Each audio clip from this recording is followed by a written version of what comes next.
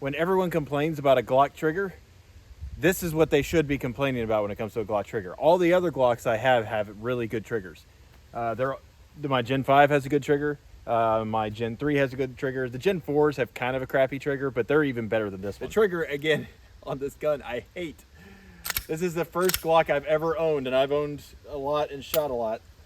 It's getting better as I shoot it. This is the first trigger out of the box, though, that I just thought it was pretty bad. It's starting to feel more like a Gen 4 now. If you've shot a Gen 4 Glock, you know what I'm talking about, especially if you went from Gen 3s. It's just, the take-up is fine, but even that's kind of, there's like resistance there that normally isn't. I don't know. I'm used to the Glock trigger where you kind of pull back and there's not a whole lot of resistance right here. And then you hit the wall and then there's resistance. On this one, it doesn't feel like a Gen 5 that just has a good trigger. If you shoot on the reset, it feels relatively normal. It's heavier, but it's relatively normal. But it almost feels like a revolver. Like if you've ever shot a revolver on double action, where you're pulling the trigger, and it's moving the cylinder, you know, into the hammer and all that kind of stuff, you could feel weight all the way through. This feels very similar to that. There's weight on the take-up, and I have not experienced that on a gun before, other than a revolver. Especially like a Nagant revolver, that's horrendous. Nothing is as bad as that gun, but it's getting better. That sucker is hot. It's the trigger's definitely getting better, but I noticed that dot whenever I pull the trigger, it's a lot harder to control versus something like my 19. Today we are going to be doing a video, finally, of the Glock 43x. So I finally got around to doing the gun itself, which I felt like I've shot it enough now to give you not an expert opinion, but at least an informed decision on this gun. So for those of you who haven't watched the other videos, I wanted this gun specifically so I could conceal carry in a holster that would essentially make the gun disappear. So I have been carrying a Glock 43, which is a single stack 9mm. It's technically my wife's gun, but I just use it all the time whenever I'm trying to conceal carry inconspicuously or places that it's either frowned upon or it'll make people uncomfortable and I just don't want to print. But I was tired of not having a light, and I was tired of not having a red dot on that gun specifically. So what I decided on is this one right here, which basically uses the same slide. If you look on there, it is a very thin slide, but as you can tell, the grip is just slightly thicker than the slide versus the 43. It's essentially the same size as that. So what that does is with your standard magazine, it gives you 10 rounds, as you can see on there, versus well, this is an ETS mag, but compared to a regular Glock 43 mag, it would just be 6 rounds in here. So it gives you an additional 4 rounds in the magazine, which is pretty substantial. To give you a size comparison, I believe this is an 11, maybe it's a 12 round magazine by ETS. But anyway, so essentially, let's just say this one actually holds a couple more rounds, but look how much larger that thing is compared to this. So that just kind of gives you a good idea. And then for comparison, and I will talk about this as well, this is a Shield Arms magazine, which is a 15 round magazine, and it holds more rounds than this, and it's substantially smaller. So, and obviously you're not going to conceal carry a Glock 43 with this thing sticking out of there. I just had it in my vehicle in case I needed extra rounds, because again, 6 bullets is not a whole lot, even with an extra mag in my pocket. It's not a whole lot. For the magazines, I tested initially the standard magazines that come with it, with the standard mag catch, which is not in here right now, but the standard plastic polymer Glock magazine catch, release, whatever you want to call it, and I had 0 malfunctions whatsoever. It worked perfectly fine. It's a Glock. It worked fine. But I was interested in the Shield Arms magazine because I've attended a couple of Glock Armorers courses, and I've also, so I'm technically a certified Glock Armor, but I've heard really good things and really terrible things about these magazines, so I wanted to test them out to see if they've gotten any better. These are the Gen 3s. I don't know if you can see that on there. Yeah, there you can see it right there. These are the Gen 3 magazines, and they hold 15 rounds. But they're Gen 1 magazines with the springs wearing out, because that's essentially what all the problems, including at that Glock Armorers course that they talked about. The instructor actually said that he liked these magazines initially, but after, I don't remember what number he said, let's just say like 500, 1,000 rounds, whatever it was, the springs had just worn out to the point where you couldn't really use it anymore, or it wouldn't be super reliable. So he wasn't a fan of them, but that was a couple of years back, that course where he was talking about that. So since they're at their Gen 3, I figured I would give them a shot. And by the looks of it on the internals, the springs themselves look like standard coil springs, similar to this. Now they're able to get larger, larger capacity out of these magazines simply because the material is metal. And if you look at these, if you know anything about Glock mags, I'll go ahead and, short little rant here. But as you can see, there's metal on the inside of there. So there's a metal magazine, and then it's coated in a sleeve of polymer. Essentially, that's why there's metal inside of there. So because of that, these magazines, the bodies are a lot thicker than they really need to be. I'm not sure why they still do that. I don't know. I'm sure there's some reason for it. But it most likely is because they still want to use magazine catches that are polymer, along with because these are polymer right here. And if you use a metal magazine like this one, it will technically work in the gun, but it's going to eat up this lip on your magazine to where over time the metal's just going to dig into it. And I think it was this one, maybe it was the other one of these two, just inserting it and taking it out, which I'll show you right now. Why not?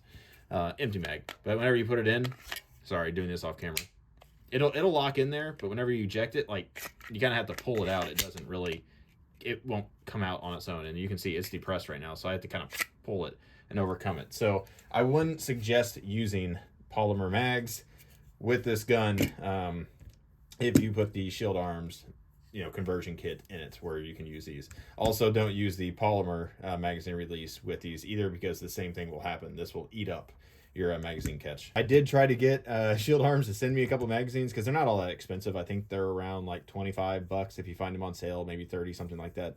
But I bought both of these, and one of these came with the magazine catch because it was a kit, that you could assemble. So I tried to reach out to Shield Arms and magazines, and they didn't reply at all to my message. So, whatever. So I paid for those. All right. And throughout this video, I will show you range footage of me yammering about things I don't like about this gun, because here's the thing. I like this gun a lot now after I've put some work into it and after I've modified some things. So again, I mentioned I'm a Glock armor, a certified armor. I've gone through their course 2 or 3 times now. It's not a difficult course by any stretch of the imagination. So don't let me try to pretend that I'm an expert. But I generally don't like aftermarket products when it comes to Glocks because they're just not as reliable as a stock Glock. Even their aftermarket performance trigger, which Glock sells, requires more maintenance than a standard Glock trigger does. A standard Glock trigger basically requires no maintenance whatsoever, but the performance trigger requires a little bit extra lubrication, because I've actually had one of my buddies, Rhett, his seized up on him at some point, and I just lubricated the inside of the thing, and it worked just fine after that. But that was kind of disconcerting, I guess, a little bit, because I expect 100% reliability out of Glock, so that made me not want to carry that performance trigger. So I'm not a trigger snob by any stretch of the imagination. I shoot Glocks 99% of the time whenever I'm shooting stuff, and I'm fine with that. I understand there are other nicer triggers out there. Yes, I've shot Walthers, and I've shot the Canics and 1911s. All of them have better triggers, hands down, sure. But when it comes to my, gun that I want to carry all the time and I bet my life on, I don't really care so much about the trigger. I just want something I know is going to go bang every single time, and I know that Glock triggers are reliable. Now, that said, are Glock triggers nice? No, not really. The newer Gen 5s, which technically this is a Gen 5 gun, but the newer Gen 5 guns have better triggers than all the other generations do. But this one, being a Gen 5, being shorter, you're having to pull the striker and the spring in there, which is smaller than a standard one. So there's more tension. I assume this is why it's heavier. And so as you're pulling more weight for a smaller amount of space. So it feels heavier is what I'm getting at compared to a standard Glock trigger, especially a Gen 5. Gen 5s, in my opinion, have really nice triggers. My Gen 5 19, I'd never even thought about changing that trigger. I love that trigger. It is, in my opinion, perfect. Let's compare this full size 19 to the 43x. I just want to see what it feels like. In my hand, it just feels chunky, but it's because I'm used to shooting this now. Let's just see kind of how it feels. That trigger is so much freaking better. It's ridiculous. Like, as I'm pulling the trigger, it's like butter. I shot off my hostage taker target. I'm probably going to replace this trigger. This is the first Glock I've ever wanted to replace the trigger. All you complaining about Gen 5 triggers, I don't want to call you stupid, but you're correct about this Gen 5, the 43, the 43X. This don't even have to get a like solid grip on this thing. It just shoots. I love this gun. And going now from this 43X to this, that trigger. Let's just, oh my gosh, that trigger. So if you've ever shot a like a Walther trigger, you know how crisp those things are. It feels like going from a revolver double action to a Walther. Like, that's how big of a difference it is. There is zero, like, there's some squish, don't get me wrong, in that trigger right now. There's some squish, but there's no weight behind it. I'm not like fighting it.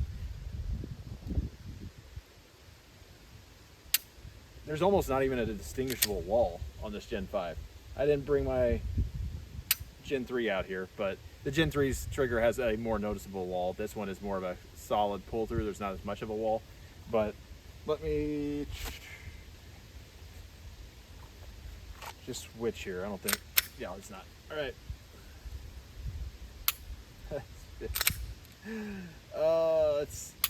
It's like they went back in time and made the Gen 4 triggers for this thing. It's just, I'm getting more used to it. But as soon as I pull that trigger, I'm just like, trying to get that thing to go. I'm getting used to it, but I don't like it. It is getting better. It's breaking in. Not thrilled about it, but it is breaking in. Shove that back in there. But again, compared to this Gen 5, this thing is like glass compared to that. Like, I was able to keep this on the bolt that entire time, even after pulling the trigger. I could get most of the rounds where I wanted them, and then I have like 1 or 2 flyers here and there with every group, and it was, and at first I was thinking, is the optic bad? No, it wasn't. And so I really cinched down, and I realized that I could not pull the trigger reliably, consistently, because it was so freaking heavy.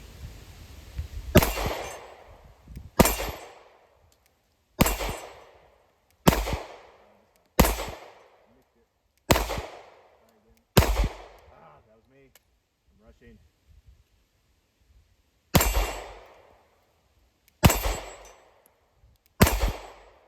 So all that said, this is the first trigger I've ever wanted to swap out on a Glock. As I shot it, I shot probably about 50 to 100 rounds, and at that point the trigger felt better, but it wasn't good. Like, it had broken in a little bit, but it was still worse than a Gen 4 trigger, like by a good bit. And so at the end of that, I was like, okay, I can't just leave the trigger in there, so I'm gonna have to do something with it. So I ended up getting a Ghost connector bar. It's a 3-pound connector for the trigger, which, hang on, I'll just show you what that looks like. All right, so this little piece right there, and I'll show you pictures of it, but all it is all that happens here. I can show you. If you do this without the slide on top, make sure you hold this bar forward as you pull the trigger so it doesn't cause damage. But as you can see, the trigger bar moving back here, inside there is a little bar, the little ramp right there at the end of my fingernail, and the trigger bar will essentially push down, and that's what causes it to push down. So there's pressure outwards that it's fighting, and then there's a ramp that it's fighting. So I bought a Ghost trigger on eBay, and it was like $20, $25. I'll annotate how much I actually spent on it. And oh my goodness, did it make a wonderful difference. So right now the trigger is, I would say, if I'm pulling the trigger right here, it's not quite Gen 5, but it's close. I would say it feels very similar to like a good broken in Gen 3 trigger is to me what it feels like. Not quite Gen 5. The Gen 5, my 19, is still significantly smoother than this one, but this makes it perfectly serviceable. I was blown away by how much of a difference just that one thing makes. So if you buy this gun, just know right now you're gonna have to buy that. So after I swapped out the trigger, I was like, yay, I can finally, you know, make good, accurate hits. And this gun is thick enough to where you can get a good purchase on it. It does not feel like a small gun. And in case you're wondering, the markings on the slide right here are from my Werkz Arms holster. So if you get a color like this, just know it's gonna wear off on the slide. But it feels like a full-size gun as you're holding it. It doesn't feel small. Like my Glock 43, there's not really a good amount of grip that you're getting on that thing. You're kind of, even with the little pinky extension on the magazine, you're kind of fighting the gun a little bit. This one just feels like a slightly snappy 19. This gun does it feels like I'm shooting a full size, but it's snappy, if that makes sense. So I feel like I have full control over the gun, but it is snappy for a Glock. If you're used to shooting full size, you know they're kind of ka-chunkish. They don't really punch hard. It reminds me of if the 19 and the 43 had a baby, which is essentially what this is. So it feels how you would expect it to feel. It doesn't feel like a full size gun. Like people are saying that maybe they work out more than I do, but they but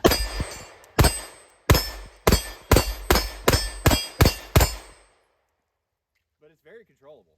Like as I was shooting,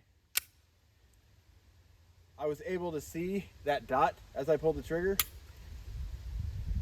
I was able to keep that dot in the window. It never jumped up high enough. Again, part of this is recoil control, but it never jumped out of the window. And even though this is a small size window, so that says something in of itself.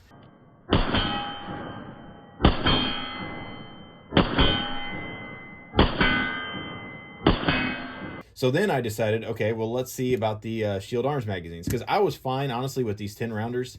It's still better than my 6 rounders, but I wanted to just test these out and see, because I'm untrusting.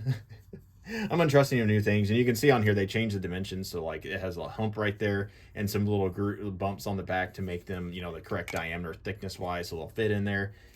And I'm, again, skeptical of non-Glock things, but these have earned my respect because they worked fine. So again, I've only been using these. I've only shot probably a couple hundred rounds out of these at this point between these two mags. So it's not a lot, but it's enough to where if I thought there were going to be malfunctions, I think they would have already shown themselves.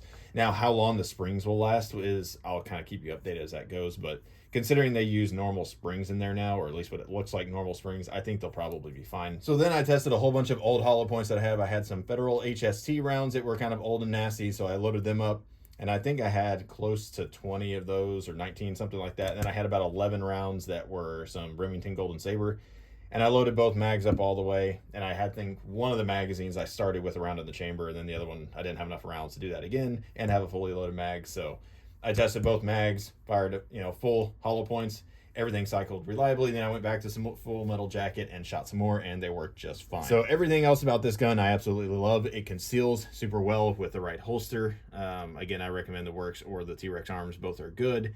The Werkz is more comfortable, but the T-Rex arms will conceal a little bit better. But I was kind of annoyed, honestly, at Glock. And this is the first Glock that I've ever gotten that I wanted to modify, other than, just a red dot, which I don't consider modification. But out of the box, I was kind of annoyed with the 10 rounds. Again, I expected 10 rounds. I knew it was 10 rounds, and I'm okay with that. But considering they could just, modify these magazines a little bit, or maybe not use polymer and just put a metal mag just for these or something. I don't know. Glock loves their polymer. They could have done something like this and get 5 extra rounds per magazine, which is a lot. So that's one of the things that I have a big criticism of this gun, is the fact you're going to have to modify it a little bit. And it's kind of annoying. So for 2 mags and the mag catch, you're looking at like, I don't know, $50, $60, somewhere in that range.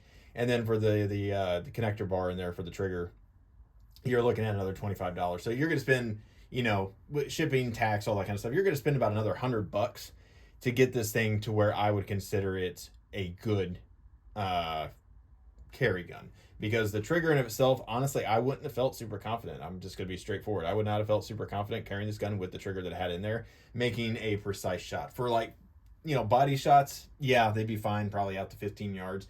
But if you had to take a 25-yard shot, or you had to take a headshot on hostage taker, anything like that, yes, this is all hypothetical. But if you had to take a precise shot, I would not have felt confident with the trigger that was in there. So I 100% recommend swapping that connector bar out for a lighter one. So Glock, if you're listening, put a lighter trigger connector inside the frame right there, because that is absolutely a horrendous trigger on this gun out of the box. Horrendous. There is no reason why you can't put a lighter one in there again, because this one's like a 3-pound and it still feels heavier than a worn-in Gen 3. So Glock, again, if you're listening, I know you're not listening, but if you were, you really need to fix that. But anyways, other than that, I really, really like this gun, and I highly recommend getting this. And if you do, to make the same modifications I did as well, and you'll be a lot happier with the pistol.